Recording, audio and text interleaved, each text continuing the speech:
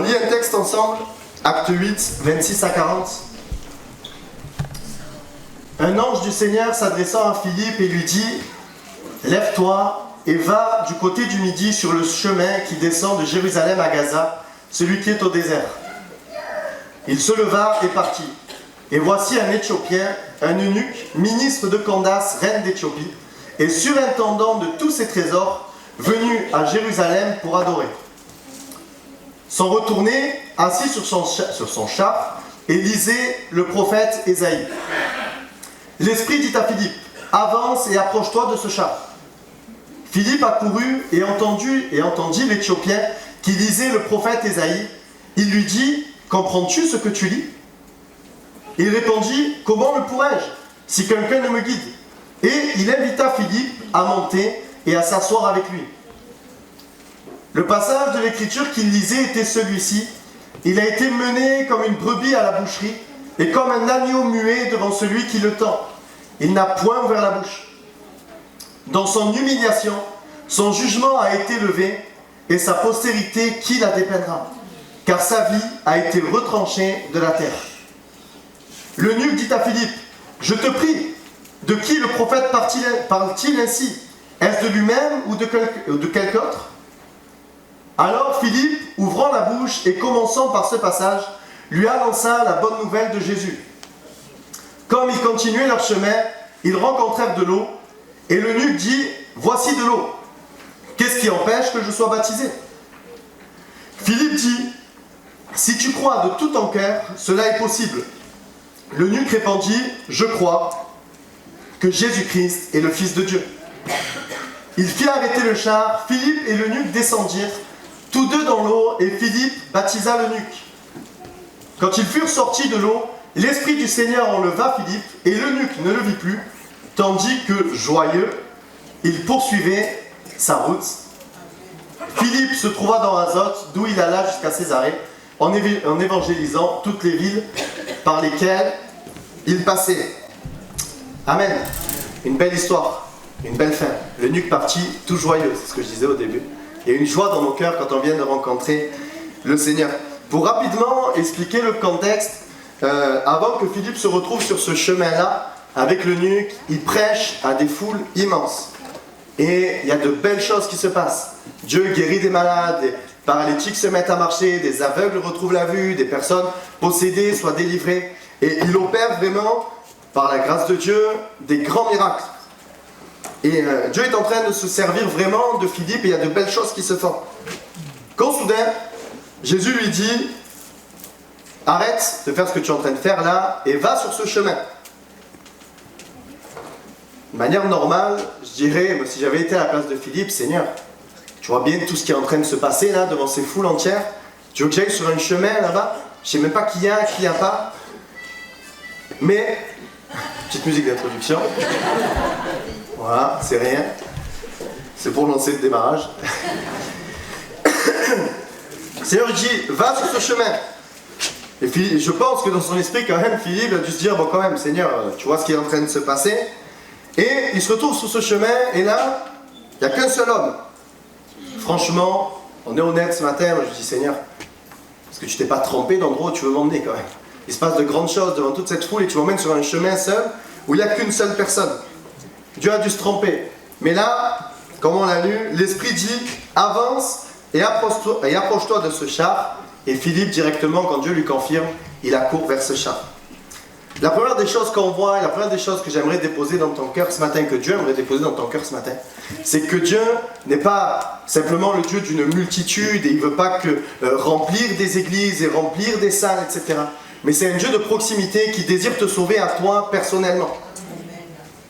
C'est bien ce que Philippe a fait au niveau des foules, c'était bien, et merci Seigneur pour tout ce qui se passait.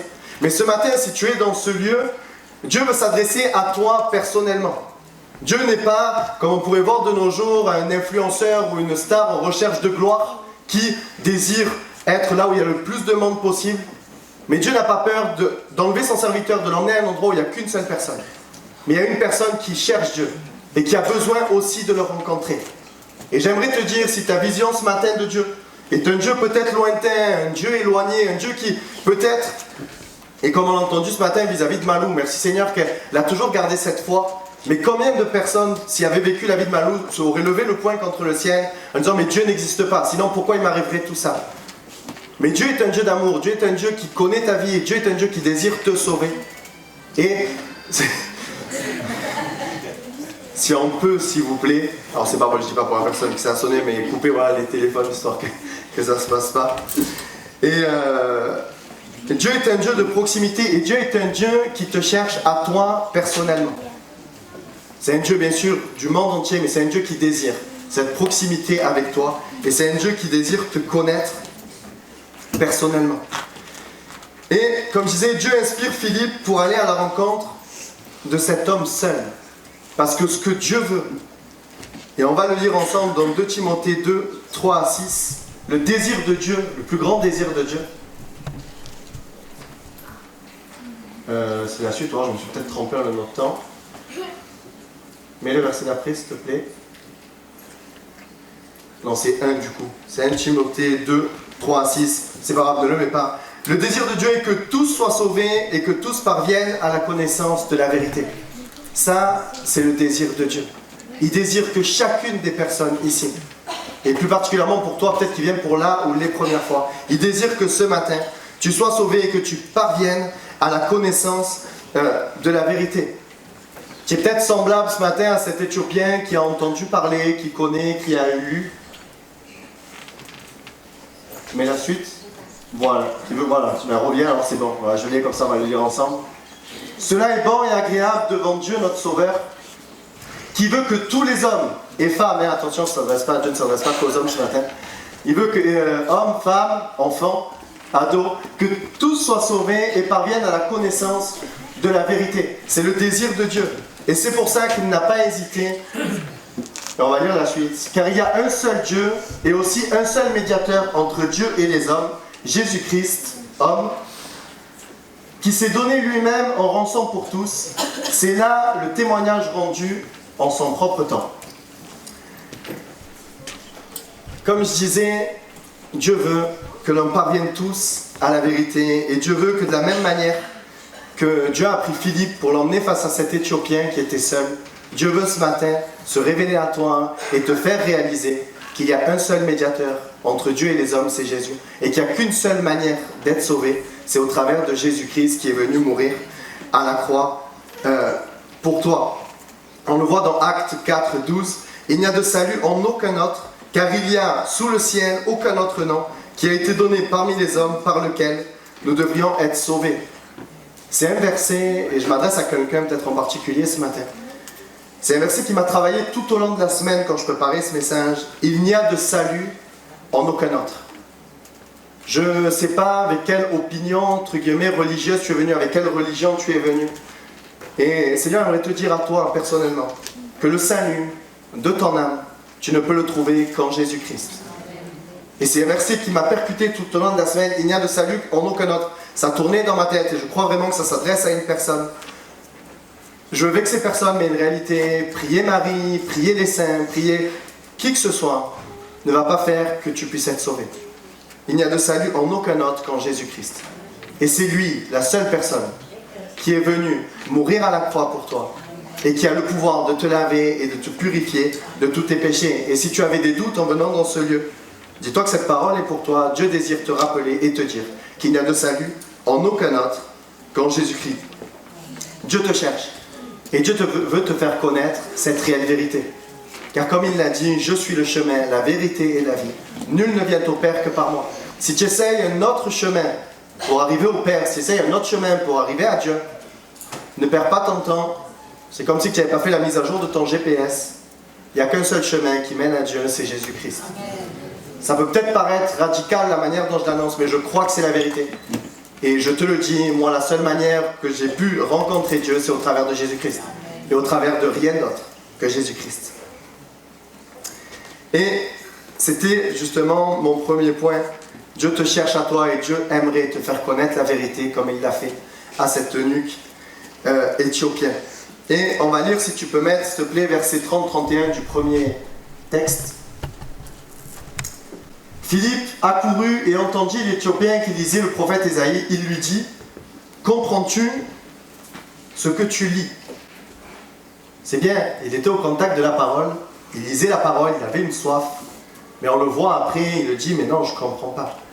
Et peut-être que tu es venu aussi ce matin dans ce lieu, tu as des rituels, tu as une manière de faire, tu as une manière de te comporter d'une manière religieuse, mais est-ce qu'on comprend toujours ce que l'on fait? Je discutais dernièrement avec une personne, et de la même manière que John discutait, comme il disait, avec une personne qui expliquait pourquoi on ne baptise pas les enfants, et finalement ça devient logique. Je discutais avec une personne, je disais, mais pour quelle raison est-ce que tu fais le signe de croix? Pour quelle raison est-ce que tu gardes ton chapelet? Pour quelle raison est-ce que tu fais ce pèlerinage à Lourdes, etc. Et au final, en discutant, la seule réponse qu'il réussit à me dire, c'est parce qu'on m'a toujours dit de le faire. Et il y avait au fond de lui cette tristesse qui était là de se dire, mais finalement je ferai les choses parce qu'on m'a toujours dit de les faire, mais il n'y avait pas de réelle finalité.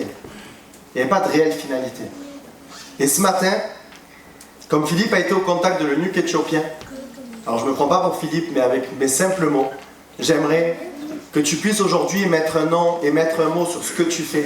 La seule manière, comme je l'ai dit, d'accéder à Dieu, la seule manière où Dieu est capable de transformer ta vie, de transformer ton cœur, de ôter tout ce qui te fait la guerre au quotidien, etc. C'est simplement au travers de Jésus. Ne t'embête pas à perdre du temps, à faire des pèlerinages. La Bible dit, rentre dans ta chambre, prie, et ton Père te voit dans le secret. Rentre dans ta chambre et d'une manière simple, crie à Dieu en disant, Seigneur, ça fait des années que je fais telle et telle chose, et qu'il ne se passe pas spécialement grand-chose. Mais aujourd'hui, j'ai envie de te connaître, j'ai envie de te rencontrer. Et crois-moi, si tu recherches Dieu réellement de cette manière-là, et de cette manière simple, en disant, Seigneur, révèle-toi à moi, Dieu va le faire. Vous savez, quand Dieu s'est révélé dans ma vie, j'ai pas fait une prière de théologien, j'ai pas fait une prière longue et récitée.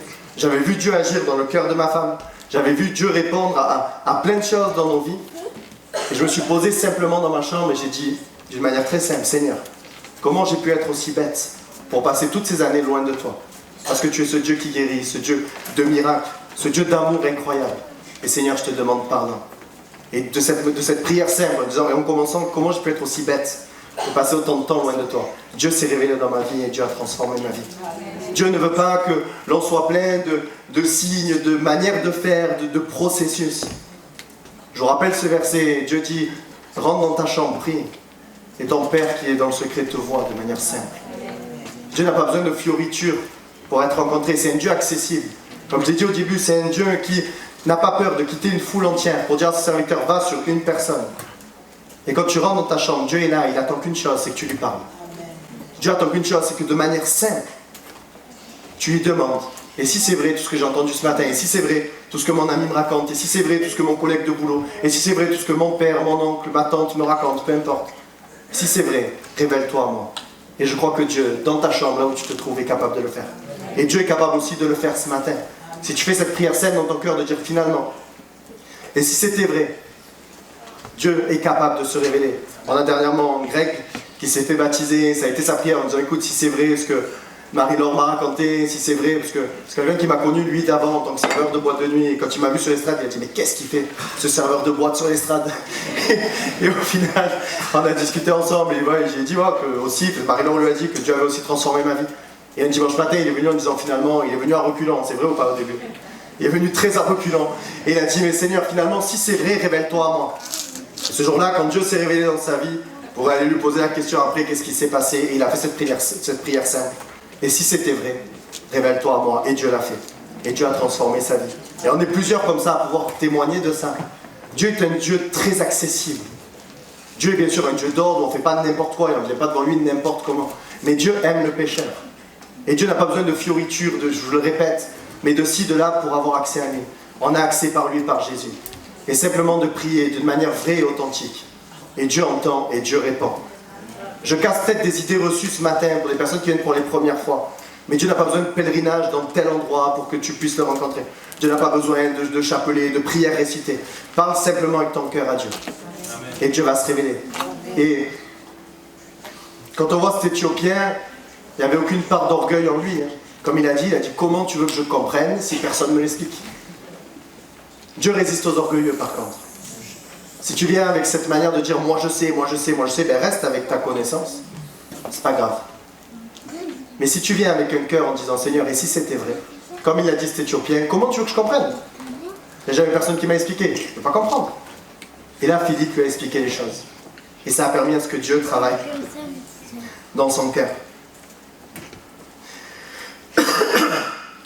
Et on voit une chose.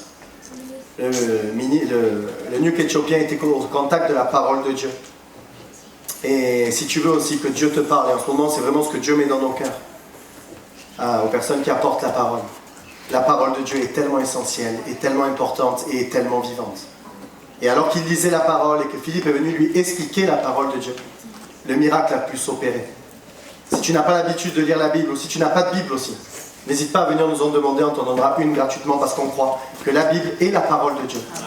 Et c'est elle aussi qui est capable de te guider vers Jésus, vers Dieu. C'est une Bible, on serait aussi là encore beaucoup à pouvoir témoigner. On était dans des situations très compliquées, des situations impossibles, dans des impasses. Et on s'est mis à prier en disant, Seigneur, révèle-toi, parle, aide-moi. Et on a ouvert la parole de Dieu. Et sur une Bible comme ça, le verset sur lequel on est tombé était le verset qui correspondait exactement à la situation qu'on était en train de vivre. Croyez-moi, c'est pas de la chance, c'est pas du hasard, c'est que Dieu parle au travers de sa parole. Et Dieu désire te parler au travers de sa parole. Et si tu as des doutes aussi, ou si tu as simplement des questions sur qui est Jésus, qui est Dieu, quoi faire, pas comment faire, je sais pas, les questions que tu te poses, prends la parole de Dieu et lis-la en disant, Seigneur, je veux bien croire que c'est ta parole, mais alors parle-moi. Et crois-moi que Dieu va le faire. Amen. Je sais que beaucoup sont d'accord. Et s'il y en a qui ne sont pas d'accord, malheureusement c'est la vérité et c'est comme ça.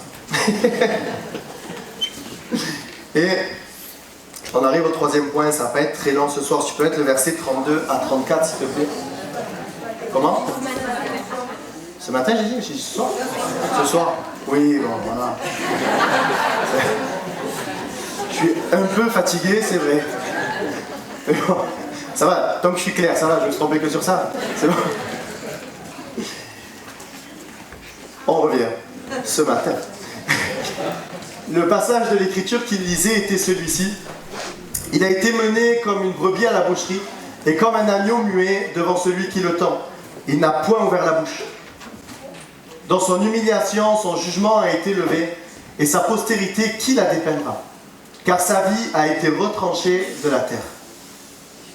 L'eunuque dit à Philippe, je te prie, de qui le prophète parle-t-il ainsi? Est-ce de lui-même ou de quelque autre? On se met dans le contexte et on s'imagine cet eunuque lire cette histoire et ne la comprenant pas. Il se dit, ma foi, on parle d'un homme qui a été humilié, on parle d'un homme qui a subi, parce qu'on en lit, de grandes souffrances.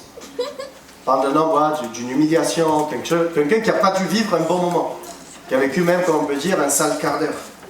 Et donc sûrement innocent, parce qu'il est dit, comparé à une brebis qu'on emmène devant celui qui le tend. J'avais vu moi une brebis qui a déjà tué quelqu'un, ou une brebis voleur. Donc sûrement quelqu'un d'innocent, c'est peut-être les réflexions qu'il était en train de se faire. Et il n'a rien dit, il n'a même pas essayé de se défendre. Et j'imagine que lui, quand il lit ça, en plus ça, il ne la comprend pas, il dit, mais punaise, il aurait peut-être dû au moins essayer de se défendre. Si vraiment il était innocent, il aurait peut-être dû essayer de dire quelque chose, si vraiment il était innocent. Mais il a subi tout ça, et ma foi, il n'a rien fait de particulier. Et on va au verset 36. Alors l'eunuque vient lui poser la question en disant, mais de qui parle-t-il? Alors Philippe, ouvrant la bouche et commençant par ce passage, lui annonça la bonne nouvelle de Jésus. Et à ce moment-là, Philippe lui explique que cette personne-là, qui a été emmenée comme une brebis face à celui qui le tend, qui a subi l'humiliation, qui a subi les crachats, qui a subi la couronne d'épines, qui a subi la crucifixion, c'est Jésus. Et il lui explique la bonne nouvelle de Jésus, et c'est ce que ce matin, de manière simple, et pas ce soir, ce matin, de manière simple, je vais essayer de t'expliquer, c'est que ce passage qu'on vient de lire, c'est ce que Jésus a subi à la croix pour toi. Et il n'a pas essayé de se défendre, il n'a pas essayé de se justifier, parce que c'était quelque chose qui était prévu d'avance. Beaucoup connaissent ce passage dans Jean 3,16, qui dit « Car Dieu a tant aimé le monde qu'il a donné son Fils unique, afin que quiconque croit en lui ne périsse point, mais qu'il ait la vie éternelle. » Jésus savait, en venant sur terre, qu'il allait subir toutes ces souffrances, qu'il allait subir cette humiliation, qu'il allait subir les coups de fouet, qu'il allait subir la couronne d'épines, qu'il allait subir les crachats, les insultes, les moqueries. pour finir à la crucifixion. Mais dans tout ce temps-là de souffrance incroyable, je ne suis pas là pour faire du sensationnalisme, mais c'est quelque chose qui s'est réellement passé. Jésus est vraiment descendu sur terre, il a quitté son trône de gloire, là où tout allait bien, où il était auprès de son Père. Il est descendu sur terre pour venir mourir à la croix, pour toi, pour moi. Et comme on l'a lu dans ce passage, il n'a rien dit, il n'a pas ouvert la bouche, il ne s'est pas défendu. Il aurait très bien pu, en un claquement de doigts, faire descendre les anges, le sortir de la croix, dire c'est bon, finalement c'est trop dur pour moi, et balayer tout le monde en un claquement de doigts. Ceux qui ont vu les Marvel à la Thanos, claque comme ça des doigts, et tout aurait pu s'arrêter. Mais non, il a gardé la bouche fermée. Il n'a rien dit, parce qu'il savait que ce qu'il faisait, c'était la plus belle preuve d'amour que quelqu'un puisse faire à n'importe qui. Jésus est venu mourir à la croix pour toi. Et il a subi tout ça pour un seul but. Et pour un seul but tout simplement. Qu'aujourd'hui, si on demande pardon pour nos péchés, son sang qui a coulé de la croix est capable de te laver et de te purifier. Et te donner et te redonner un accès au ciel. Parce que la Bible le dit aussi, que tous ont péché et sont privés de la gloire de Dieu. Et qu'on est avec ce péché qui est là. Et que tant que l'on ne passe pas par le sacrifice de Jésus à la croix, je vais peut-être faire peur ce matin, mais c'est aussi une réalité. Tant qu'on ne passe pas par le sacrifice de Jésus à la croix, on est voué, si nos jours s'arrêtent, à aller en enfer. Et la seule personne qui est capable de faire en sorte que si nos yeux se ferment, que l'on n'aille pas en enfer, c'est Jésus par son sacrifice. Alors peut-être, je le répète, pour les personnes qui viennent pour les premières fois, peut-être ça secoue, peut-être on n'a pas l'habitude d'entendre ce discours-là, mais c'est la vérité. La seule personne qui est capable de te sauver, de faire en sorte que tu n'as pas en enfer, et la seule personne capable de changer ta vie dans des domaines, et comme il le disait John tout à l'heure, Dieu est capable de rebâtir sur d'anciennes ruines. Là où la vie a tout brisé, on le voit pour Malou, et on le voit pour beaucoup d'autres, là où la vie a tout cassé, a tout brisé, Dieu est capable, à partir du moment où tu lui donnes ta vie, de venir reconstruire sur d'anciennes ruines. Et crois-moi, et je le répète, on est beaucoup ici à pouvoir témoigner, que quand Dieu rentre dans une vie, il arrive des moments où on se dit « Waouh, Seigneur, tu as été capable de faire ça ?» C'est incroyable. On le sait, on a tous notre passé, on a tous notre manière d'être. Il y a des choses qui nous semblaient impossibles à réparer. Impossibles. Et alors qu'on a donné notre vie à Christ, alors qu'on est resté accroché, comme elle disait aussi Malou, c'est aussi un cheminement, le baptême n'est pas une finalité. C'est après une lutte au quotidien, parce qu'on a toujours notre chair et notre manière d'être. Mais notre désir est d'être agréable à Dieu. Parce que Dieu nous a sauvés. Parce que Jésus est venu mourir à la croix pour nous. Et croyez-moi, Dieu est capable de rebâtir sur d'anciennes ruines. Et peut-être que ta vie, à l'heure où on parle, à l'heure où tu as été invité ce matin, à cet instant-là, tu te dis, Dieu est incapable de régler ce problème. Parce que c'est trop ancré, parce que c'est trop vieux, parce que ça fait trop tant d'années. Moi, je te le dis, Dieu est capable. Si tu es capable, si tu viens vers lui, de manière authentique et vraie, en disant, Seigneur, finalement, si ce qu'il dit c'est la vérité, je veux bien le croire. Viens, Seigneur, rebâtir sur l'ancienne ruine. Et Dieu va le faire. Et tu feras partie après de ces personnes étonnées ici de dire, waouh, Seigneur, c'est vrai, finalement, tu l'as fait. Et comme je le disais, au premier abord, cette histoire peut paraître tellement triste quand il le lit, le Nuque éthiopien. Mais j'imagine le contraste entre la première fois qu'il le lit en disant, punaise, mais pourquoi cette personne innocente a morflé comme ça et qu'il n'a rien dit en plus. Et j'imagine son contraste quand Philippe lui explique et que ce qu'il a subi, c'est pour toi. Le Nuque éthiopien, c'est pour toi qui viens là. Je vais dire, waouh, ça a dû avoir un tel impact dans sa vie. Et c'est l'impact qu'a la parole de Dieu quand on la comprend aussi. C'est l'impact qu'a la parole de Dieu quand elle vient taper à nos cœurs directement. Et le Nuque éthiopien a été directement bouleversé en disant, mais c'est incroyable. Ce que je suis en train de lire, finalement, ça me concerne. La Bible n'est pas juste une histoire. Il a dû se dire, mais ce que je suis en train de lire, finalement, me concerne, parce que ce qu'il a subi, c'est pour moi. Et ce qu'on a lu tout à l'heure, ce que Jésus a subi, c'est pour toi aussi ce matin. C'est pour toi ce matin, et Dieu est capable de le faire, comme il l'a fait dans la vie de cet eunuque éthiopien. Et la question que je te pose, c'est, et toi, que vas-tu faire? Si tu peux mettre verset 36-37, parce qu'il y a une suite à tout ça. Comme ils continuaient leur chemin, ils rencontrèrent de l'eau. Et l'eunuque dit, voici de l'eau, qu'est-ce qui empêche que je sois baptisé? Philippe dit, si tu crois de tout ton cœur, cela est possible. L'eunuque répondit, je crois, que Jésus-Christ est le Fils de Dieu. Alors je rassure, ce matin, je ne vais pas vous baptiser de suite, même si vous croyez. Mais ce matin, par contre, tu as la possibilité, peut-être si loin tu veux revenir, et les musiciens, si vous voulez revenir. Ce matin, tu as la possibilité, de la même manière que l'eunuque éthiopien, de dire, mais moi, qu'est-ce qu'il faut donc que je fasse? Et alors qu'après, on va prendre un chant, d'une manière simple, entre toi et Dieu, tu es capable de dire, et tu pries à Dieu en disant, Seigneur, finalement, si c'est vrai tout ce que j'ai entendu ce matin, si c'est vrai que tu es capable de rebâtir sur d'anciennes ruines, si c'est vrai que tu es capable de transformer ma vie, si c'est vrai que tu es capable de me réconcilier avec Dieu, si c'est vrai que tu es capable de faire en sorte que si ma vie s'arrête, je sois au paradis et pas en enfer, alors je veux bien croire. Et comme je l'ai dit, cette prière-là, beaucoup de nous l'avons fait. Et la question que Philippe lui pose, c'est si tu crois de tout ton cœur, cela est possible. Et c'est la même question que je te pose ce matin. On va lire un dernier passage. Si tu peux être Romains 3, 23 à 24. C'est ce que je disais tout à l'heure. Car tous ont péché et sont privés de la gloire de Dieu. C'était mon état, c'était l'état de beaucoup d'autres. Et c'est là où on voit toute la beauté de Dieu, tout l'amour de Dieu pour nous. Et ils sont gratuitement justifiés par sa grâce, par le moyen de la rédemption qui est en Jésus-Christ. Tous ont péché. On a tous péché, on est tous privés de la gloire de Dieu. Mais ce matin, c'est pas au travers d'une cotisation. Et dernièrement, je regardais le film Luther, celui qui a fait justement que le protestantisme est né. Et cette personne-là a été choquée lorsqu'il s'est rendu au Vatican de voir qu'avec telle somme d'argent, on était capable de raccourcir les temps dans le purgatoire. Avec telle somme d'argent, on était capable d'être sauvé. Avec telle somme d'argent, on était capable de ci, capable de là. Et c'est à ce moment-là que Luther s'est posé dans la parole et a commencé à lire et à se dire, mais attends, c'est pas le message que Dieu veut donner dans sa parole. Et ce matin, j'aimerais te dire une chose, c'est que le salut, le pardon de tes péchés est gratuit. Tu n'as pas besoin de faire X ou Y chose pour être sauvé. Tu n'as pas besoin de venir signer un chèque à la fin pour être sauvé. Tu as simplement besoin d'être vrai. Comme l'a dit Philippe à l'eunuque éthiopien, si tu crois de tout ton cœur que cela est possible, alors Dieu va se révéler dans ta vie.